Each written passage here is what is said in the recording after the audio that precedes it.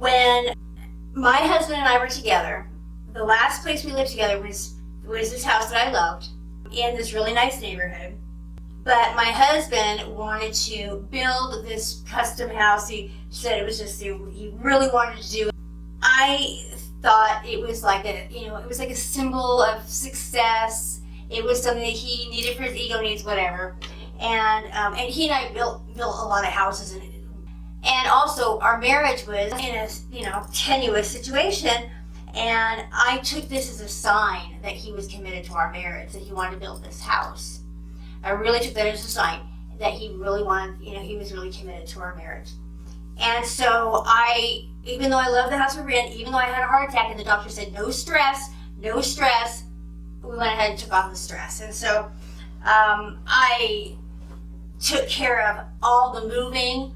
I cleaned the house. I sold the house for sale by owner myself, moved us out, and got us all ready to go. The house for us to move into wasn't quite ready yet. It was like a month off, or so. And so I asked my oldest friend, his parents, who winter in Palm Springs, if we could stay in their guest house for a month and watch over their place, house or whatever.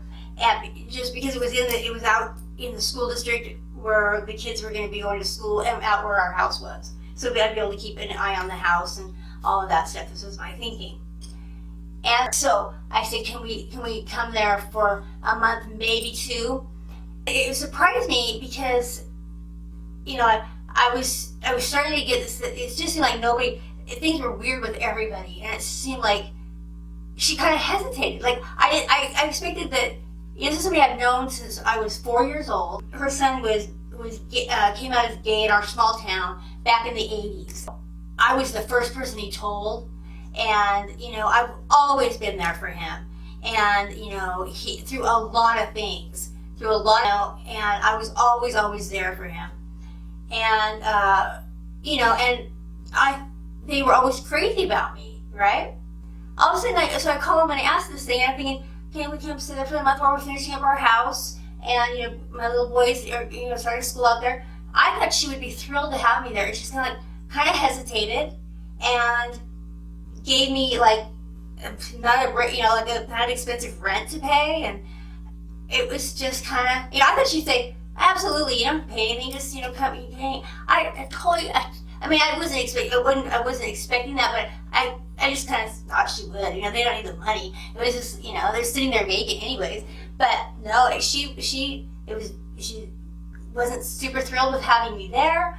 Was a little bit businessy about it, but whatever. I just figured, well, whatever. Maybe that's how they are. I've never been in any kind of financial thing with them before. Maybe this is just they're different when it comes to money or something. So it was fine. It was fair. Okay, so at the time I had this heart attack and I'd been injured. And 6 months earlier, I had asked my husband, I said, I've been on these pain pills. I think I should get off of them. I want to go to this detox thing. It's a 5-day detox. Can you help me out with the kids? And he was like, no, I can't. I've got a business to run, blah, blah, blah. Mom, same thing. Everyone said, no, it's not a big deal. Your doctor's prescribing them. Nobody's telling you to get off of them. Just stay on them. And I was like, okay. I'm like, when winter rolls around, can you help me then? Because it was more of a seasonal business. And I said, yeah, okay, sure, I'll do that. So I timed it so that I could go do that 5-day thing in the transition from our house to their guest house. So that I would leave our house and go and come back to the guest house, and he would be there with everything. He would come there and have everything set up so he could take care of me, because the reason I waited all this time was so that I could have help. In that whole time period, he was just so mean and so awful. So, I went ahead and I went, and when it's over, it's just this 5-day thing. He doesn't come pick me up. A friend comes and picks me up. And it's a real shock. And not only that, it's my 10th anniversary. I get out the day before our 10th anniversary. So I am in a lot of pain. I'm freshly off of being on daily painkillers. He doesn't show up to pick me up. It's a miracle I'm alive. I have been completely neglected and left with this disability and just left to basically, no one's ever helped me with anything. With the kids, with the move, nothing. And finally, so after, having me wait till the winter, till October, so that I could go when he could help me, he leaves me while I'm in the hospital on our 10th anniversary. So I get to the guest house and my brother is there. My brother and sister-in-law are there, and basically it's clear they're all on his side. I'm sitting there flabbergasted. I'm like, what do you mean? What are you talking about? How come you guys aren't outraged at this? How come you guys are absolutely outraged that I was in the hospital when he left me on our 10th anniversary after promising me all this stuff?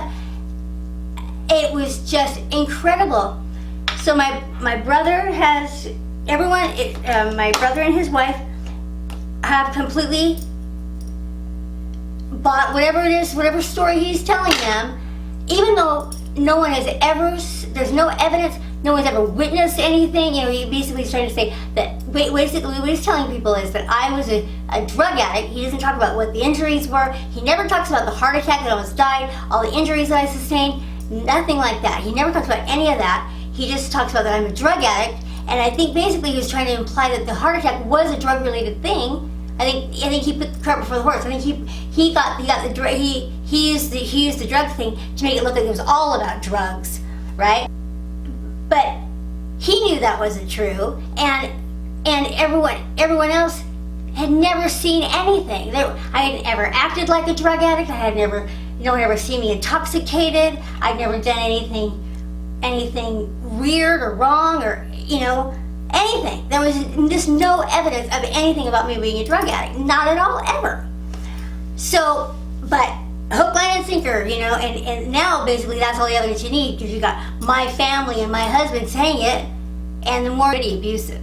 I already was a scapegoat of my family growing up. So my husband saw right away that he could triangulate us. He saw that. I was so naive. I believe, first of all, that the reason that they even had a relationship at all is because they both love me. That my parents and my husband wouldn't have anything to do with one another unless they loved me. They were doing it on my behalf. No, I was wrong about that to begin with. And I never thought that I thought I was the one they were loyal to.